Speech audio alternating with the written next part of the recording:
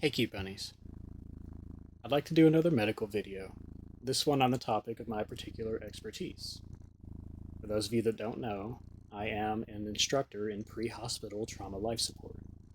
I'm also an instructor in bleeding control for non-EMS personnel.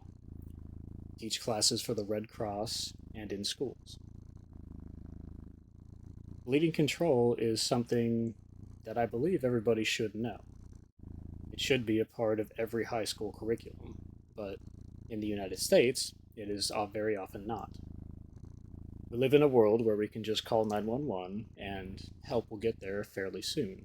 However, there are a lot of cases where help will get there long after the person who needs help has died. In the case of arterial bleeding, somebody can bleed to death in as little as 2 minutes unless they get help, which means that the person who is closest to them is often their best chance for survival. If that happens to be you, I'd like you to know a couple of concepts. I encourage you to go take a class in bleeding control if you can.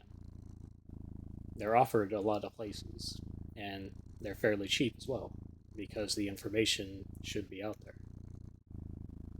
But for right now, I want to leave you with a couple of concepts, and that is that direct pressure on a bleeding wound is your best chance of being able to slow down the bleeding or even get it to stop enough that help will be able to get there. So if you ever find yourself in a situation where somebody is heavily bleeding, you can grab anything: a shirt, a pair of socks, pants, any kind of cloth, and put it directly over the wound. Press down on it as hard as you can.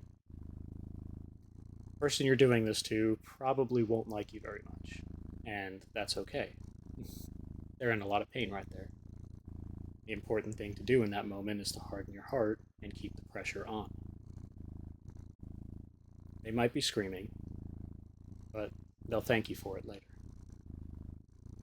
Hold down that pressure and keep holding down on it until help gets there. If you do, you could save a life.